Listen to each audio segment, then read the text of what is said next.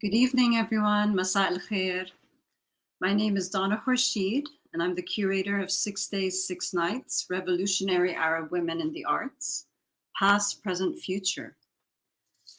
The Arab Film and Media Institute, AFMI, is the first organization of its kind outside the Arab world and hosts the longest running Arab film festival in the US. AFMI was rebranded from the Arab Film Festival in 2017 to fulfill its broader mandate to empower local Arab talent to tell their communities' stories in their own voices and develop Arab film and media projects. Through film, education, mentorship, and new media, AFMI's mission is to enhance public understanding of Arab culture and provide insight into the beauty, complexity, and diversity intrinsic to the Arab world. Welcome to AFMI's annual Arab Women's Showcase. Tonight, we are on day 6, which is Liberation Reimagined Future. And we shine a light on the future of filmmakers, our brilliant filmmakers, Karina Dandashi and Yara Melki, who will share their stories and future aspirations with you tonight, followed by a Q&A. So get ready with your questions, people. And I just wanted to say that I also hope, we all hope that you've been enjoying the amazing lineup of films, poetry, conversations, and more. Karina Adriana Dandashi is a Syrian-American writer, director, and actress living in Brooklyn, New York. She has worked under independent film companies such as A24 and Stay Gold Features. Her films aim to explore nuances and identity through the intersection of family, religion, and culture in Arab American and Muslim communities. Her debut short film, Short Shorts, is a coming of age about an American Muslim teenage girl who uses clothes to inform identity between two cultures. Her second short, Barzakh, uses the sci-fi genre to reflect upon the socio-political divide in the United States and the treatment of Muslims, refugees, and undocumented immigrants.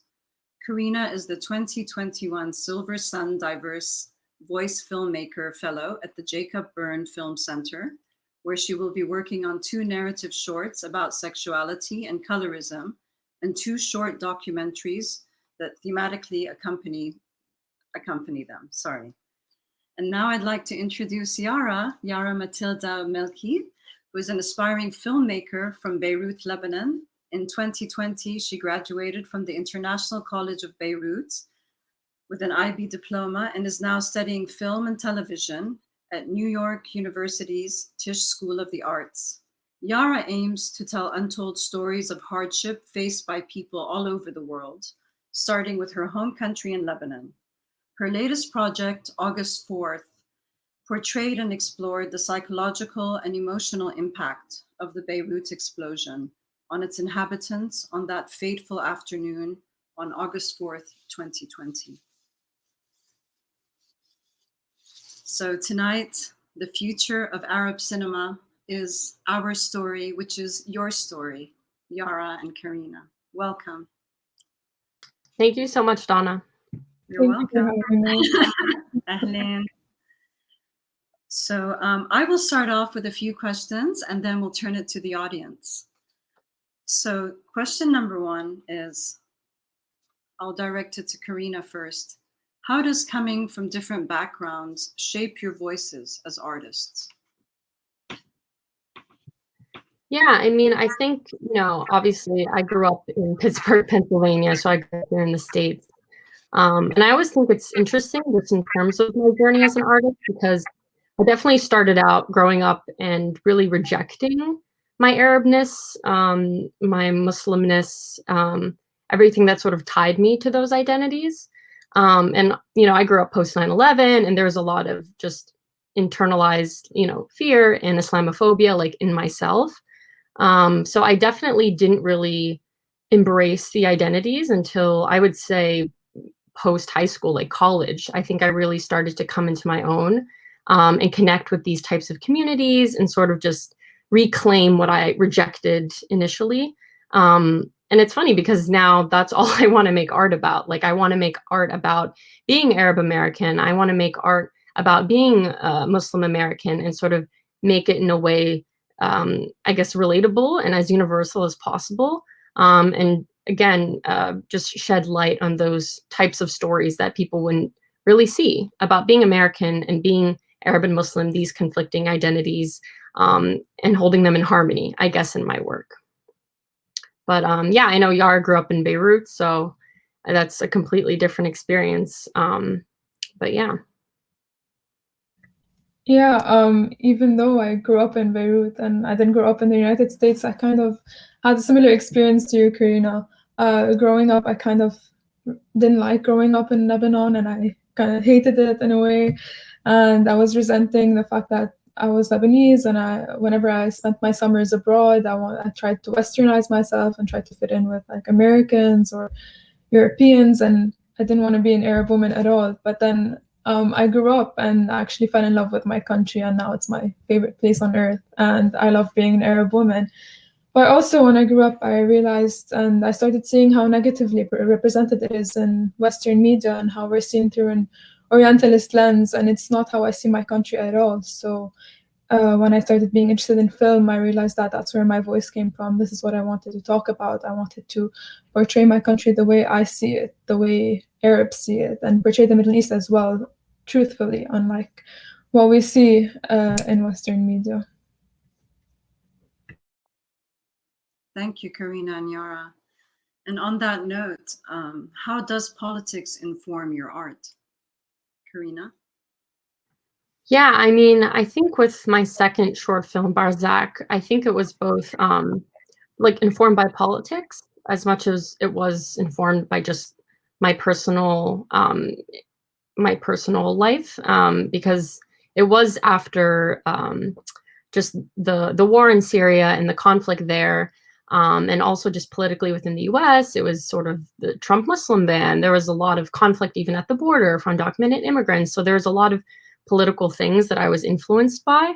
And I sort of took those things that were happening around me, and I also use art almost in a therapeutic way, in a way to digest these kinds of things around me, and, you know, almost in a way to control them, like in my own narrative.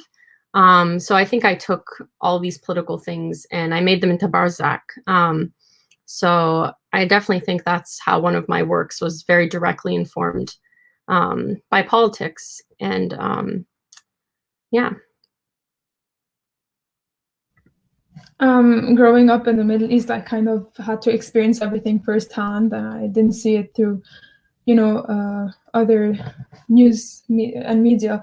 So even though some of the events were kind of traumatic, obviously, weirdly enough, I'm happy I was there, and I'm not happy, but I mean, at least I was there to see them with my own eyes and see them, the actual truth. So which is helpful, because when it comes to my art, especially like August 4th, for example, I got to show it from my point of view, from a person who had actually survived the explosion, not from a person who had to see it through BBC or CNN, some news media who could have altered the reality. So as I said before, my aim is to tell the truth through my work, and I feel like now the Middle East is going through some sort of rebirth, where it's trying to show the world and showing itself that it's beautiful.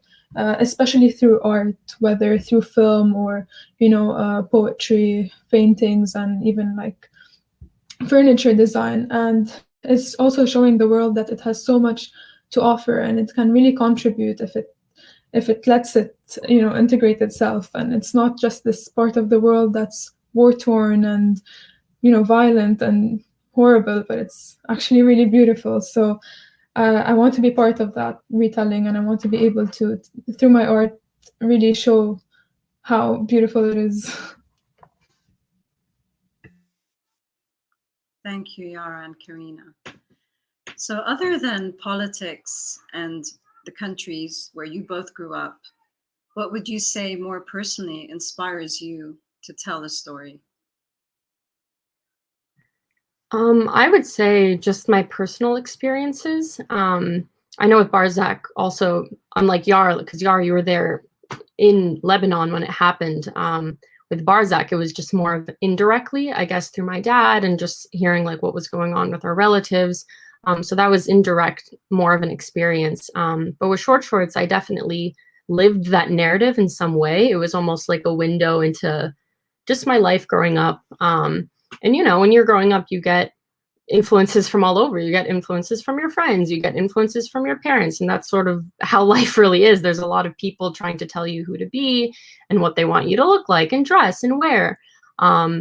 So I think just taking my experiences and turning that into art is probably just, again, going along the lines of my art being therapeutic and just something I can really connect with and put myself completely into the story, and channel all of those emotions in a way that, yeah, that is turned into art. So I think what inspires me is just day-to-day living, and also just shedding a light on more Arab American and Muslim American stories, because it's really a spectrum. Like there's not one way to be Arab American or Muslim American. There's not one story or one thing that looks like. So I think it's inspiring to just keep making art, no matter where you come from or who you are, just keep going so that you can add to the spectrum of voices. So that's inspiring to me. Yeah, same here. I mean, most of my art is inspired by my experiences, but still, I'm 18. I didn't experience so many things, so I also love to tell other people's stories. My grandmother or any person, honestly, that I meet, and I feel like their story is worth being told and should be told.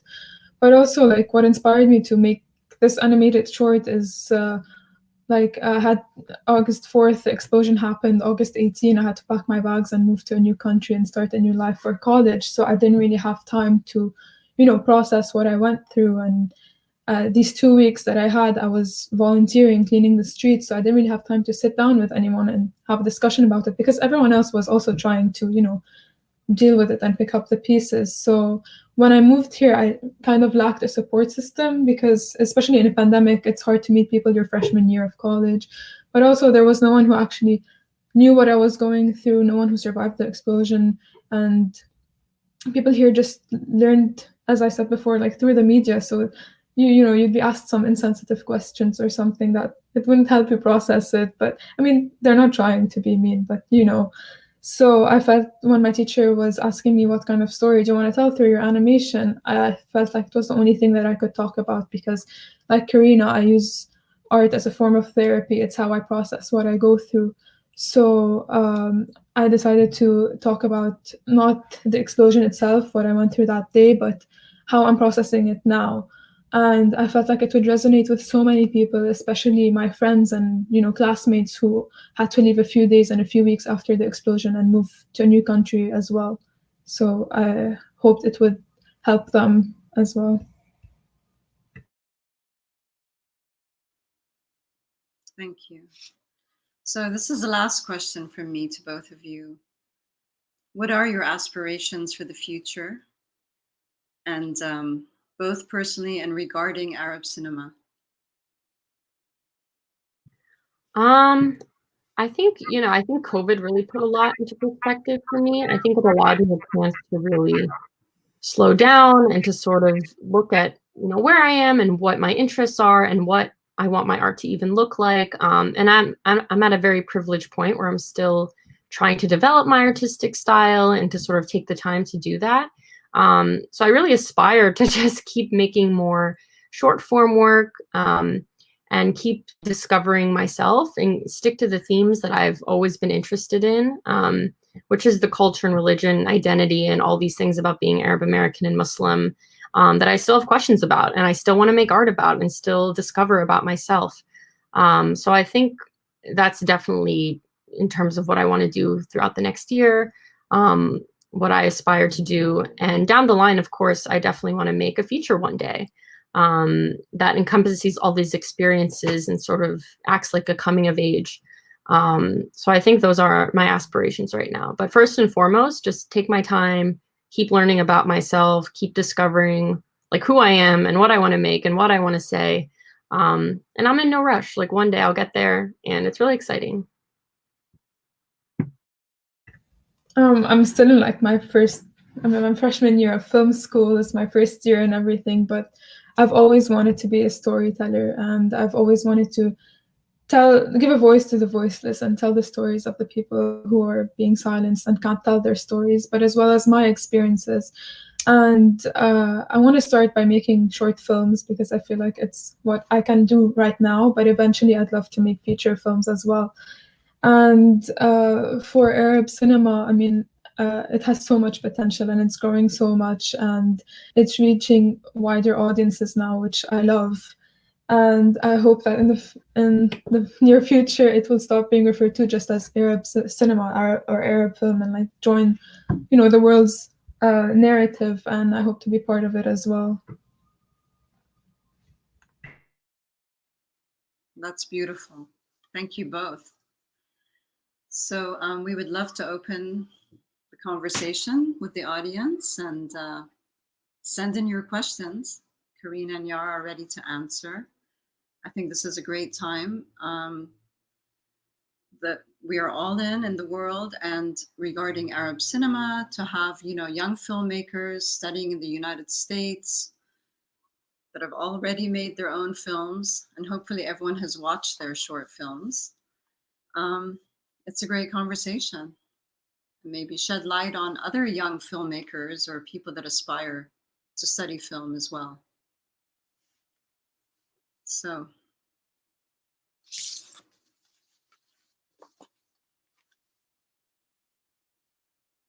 Okay, so we have a question from Samira. Who are some of your favorite directors and any Arab women directors? You can go first, Yara, if you have one.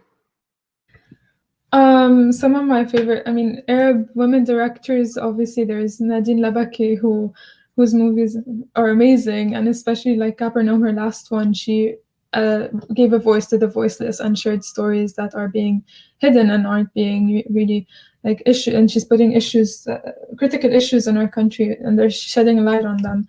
And also, there's another woman, female director called Munya Ael, who was also my mentor last summer. And she's amazing, and she's coming up with a feature film soon called Costa Brava, Lebanon, so you should keep an eye out for her. I definitely want to echo Nadine Lebecki because, just acting in your art also is so hard. I did that for shorts and it blew my mind. So it's incredible that she can direct so well and act so well, and she just is the whole package. I also love Anna Lily Amirpour, who's an Iranian director that directed my favorite film, A Girl Walks Home Alone at Night. That film also blew my mind. Arab women directors blowing my mind. But yeah, I don't know, just the way she created that world was so incredible to me. And just the premise itself is like a skateboarding Iranian vampire it was just so cool. Just to watch and just see our stories not have to be about, I don't know, like, specific things, but it can be broader, it can be sci-fi, it can be something that's completely otherworldly. So I thought that was really cool. And Shireen Dabis as well, her film Amrika. She's also directed some episodes of Rami, and I really admire her just as a role model. So, thank you. So here we have a question from Aya. How were your experiences during the pandemic as it related to your craft? You can go first, Yark. I guess because I went first before you can go. The first half of the pandemic, I was still in high school and I was graduating, so I was really overwhelmed with trying to finish and finishing my work and submitting my officials. But now when I started film school, it's hard because you're not in class, you're not meeting the people you're supposed to be collaborating with. So it's tough to find a group of people who will work with you right now, but we're trying to make ends meet, to work with Zoom and everything. But having the chance to take Intro to Animation my first semester made it easier because I could work fully remotely from my room and draw and animate and everything. So having that chance and that medium made it easy for me to create this film. Yeah, I think I was part of a fellowship before the pandemic hit, and unfortunately the fellowship had to be postponed for a year. But I was able to still take full opportunity of their free equipment And I did a short doc that I wasn't planning on doing, where I identified Middle Eastern, North African, just women, about their experiences and how their sexuality was influenced by their culture and religion growing up. So that was kind of a surprise. And I knew I could do it safely just because it just was very minimal. It was just me, just a camera, and then just the interview subjects. And we were very safe. We followed protocol. We stayed apart very well. So I was surprised that I made that. And of course, it came with, again, the privilege of making art during this time, I think should be mentioned as well. But yeah, I think there were some good things, some bad things. But I do also want to say that it gave me the chance to step back from what I was doing, like full speed ahead, to sort of say, okay, let's rethink things. Let's have some time for yourself. Let's do things a little slower, a little differently. And I think it was really a blessing in disguise. Okay, we have a question for Karina from Simone. Did your elementary school experience in Pittsburgh have any influence to your career path? This is actually an educator from my elementary school. Hi. It's so sweet that educators follow you into your career paths. I think that's amazing. So thank you, Mr. Simone. Yeah, I mean, honestly, I think just growing up in Pittsburgh and just the school that I went to, really, they had a gifted program. They had a focus on the arts, where I really think I actually picked up a video camera for the first time. So I think that was a really incredible experience for me to be that young and to even hold a video camera and know how to make art. And so I think that was definitely a valuable thing. And I think I've always wanted to do storytelling. So yeah, I think I remember using the camera at that age. And yeah, I think that was very much instrumental. We have a question from Lila, and she says, I'm in high school and really loved your films. Any words of advice if someone wants to make a movie without any experience? Should I write first? Thank you. Go ahead, Yara.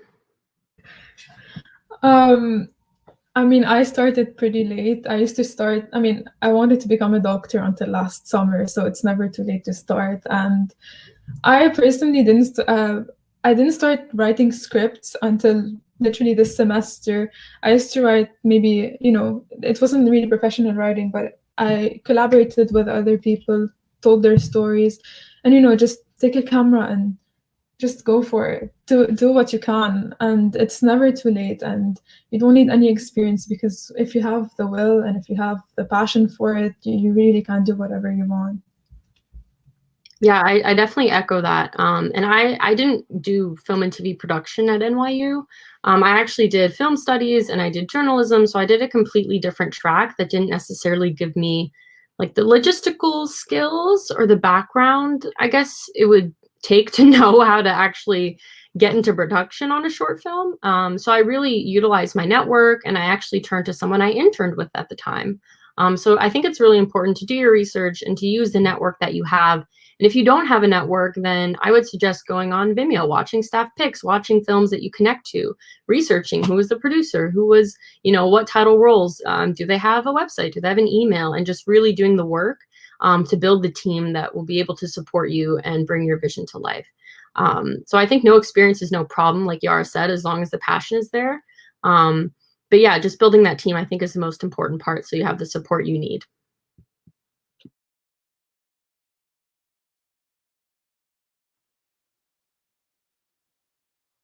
Well, we're waiting for more questions.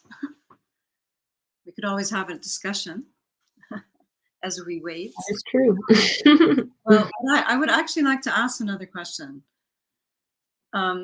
Because you both have had such different experiences, Yara coming from the Arab world, just recently, and for you, Karina, growing up here as being part Arab and part Western.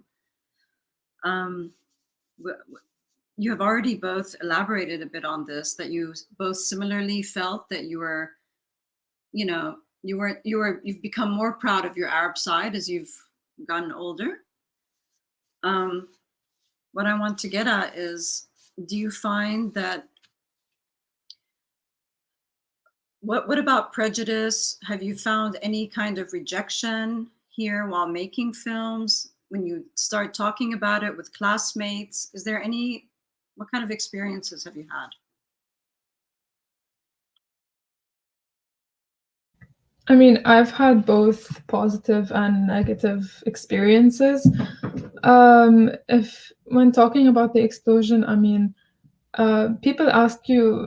I mean, some people belittle it and like think other things that have happened in other countries are more important. Like they tell you maybe that, you know, more people died in this event and that event, like it shouldn't be that big of a deal. And some people are also really misinformed about it. Like some people have been like asked me like, but isn't there like an explosion every other day in Lebanon? Like why is this one such a big deal? And you know, it's interesting to see what they know about your country, but it's also it kind of hurts.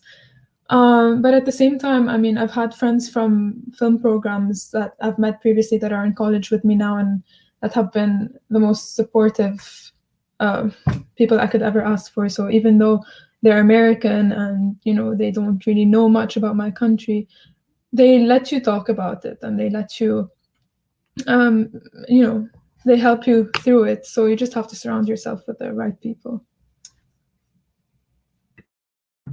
Yeah, I mean, I guess, you know, just me personally, I know prejudice and biases are out there. I'm privileged enough to say that I haven't experienced that so far.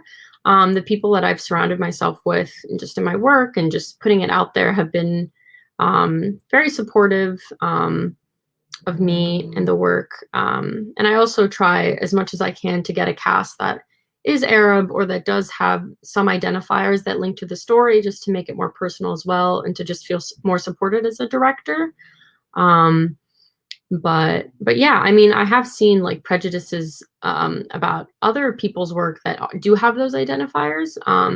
But I think, you know, just it is again like the dangers of a single story, like the dangers of like, oh, like this is not our experience, this is not how it is.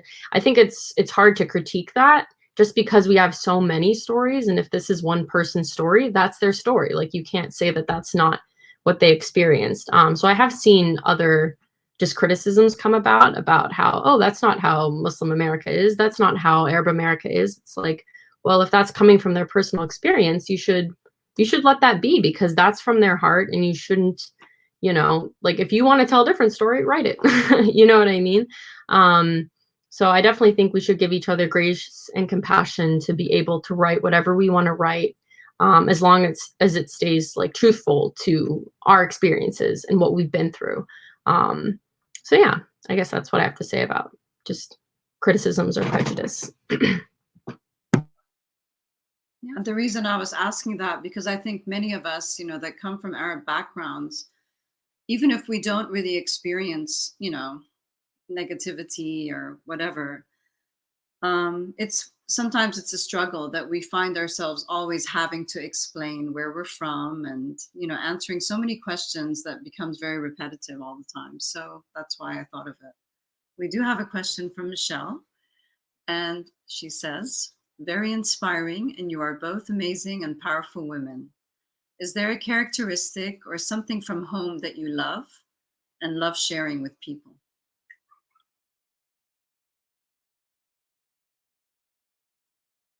Okay, first of all, thank you, Michelle. And from back home, from Lebanon, one thing that I miss so much and I love is the warmth and love that everyone has for you and for like everyone. Even strangers are so nice to you, and you always feel like you have this support and this sense of family. And you know, with anyone, like even the dry cleaners or your you know, the woman who sells you the manouche on the sage in the morning, everyone's just so nice, and you always feel at home there, and that's something that I miss here. There's, you know, you connect with everyone, and that there's always, everyone's just so nice.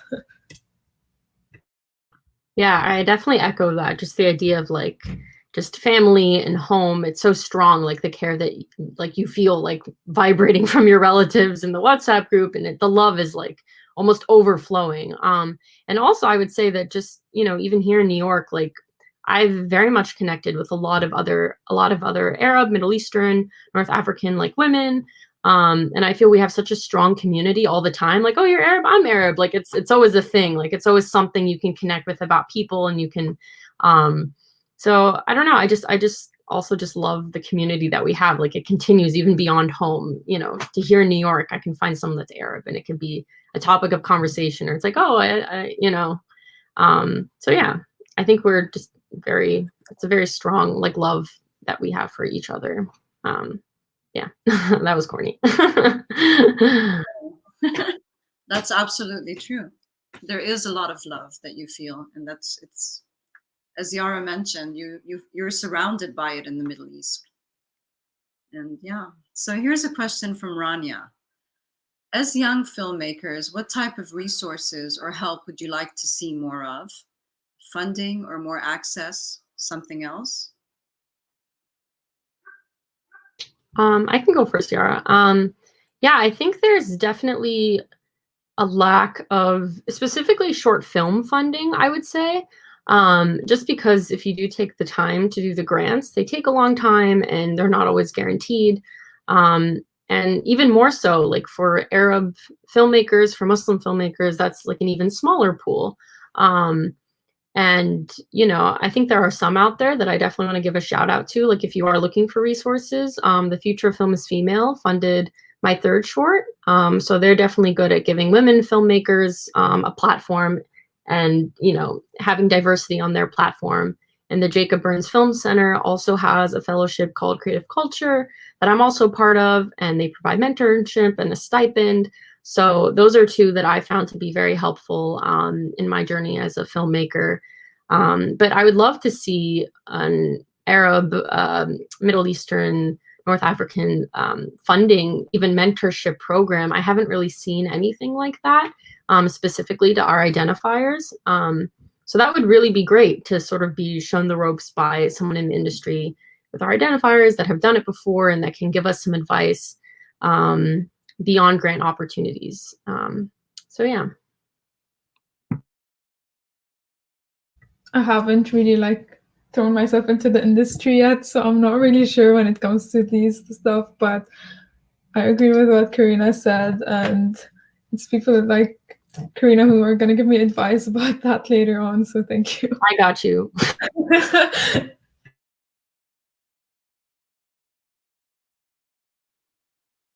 Yeah, and it's so nice that you're both in New York, so that's great.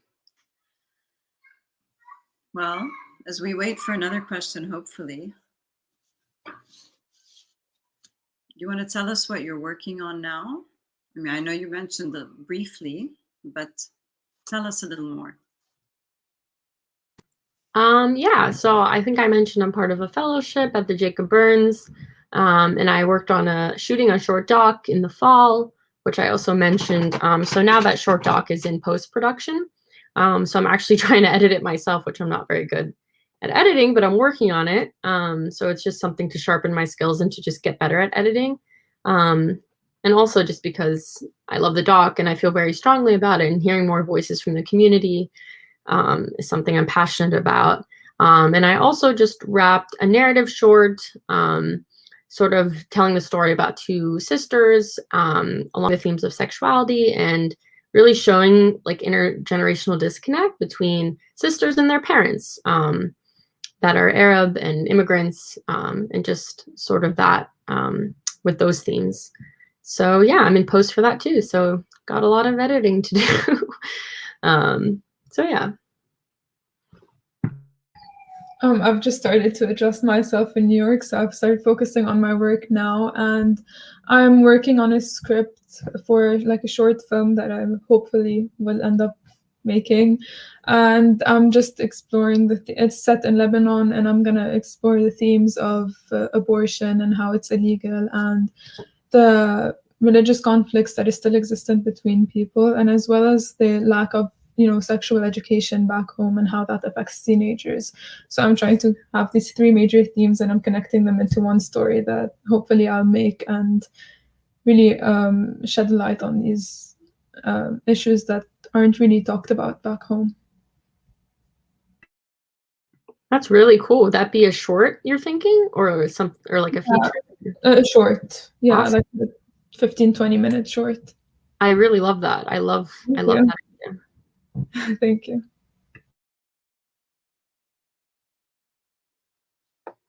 Well, we'll take a last question from the audience, if there are any.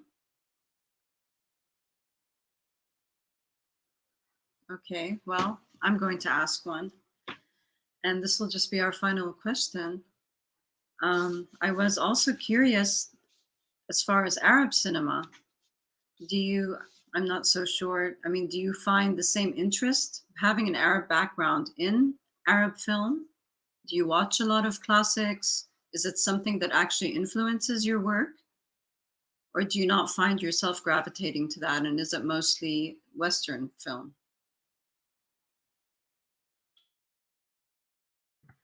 I guess I could say that I don't, necessarily gravitate towards either. I think I've just had just a natural way of seeing all different types of cinema. Um, so like I mentioned, Anna Lily Amapour was a big influence for me. Just her work with A Girl Walks Home Alone at Night. I don't know. I feel like my influences and references are so just like random.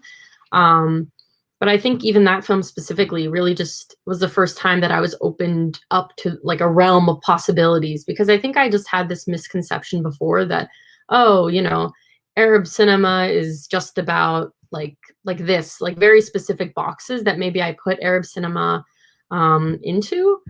And obviously that's not true by the showcase and just beyond.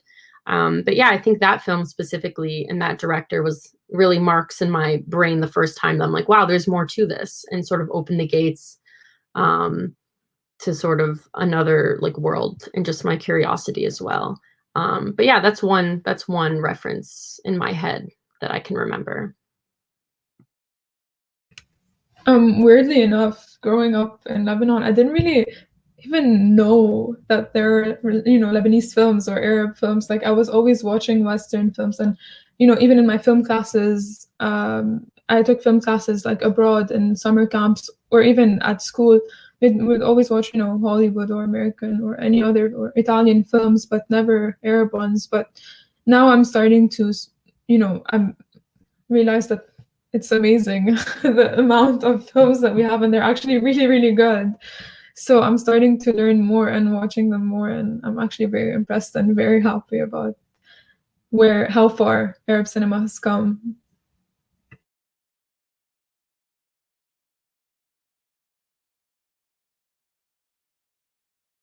Oops, sorry.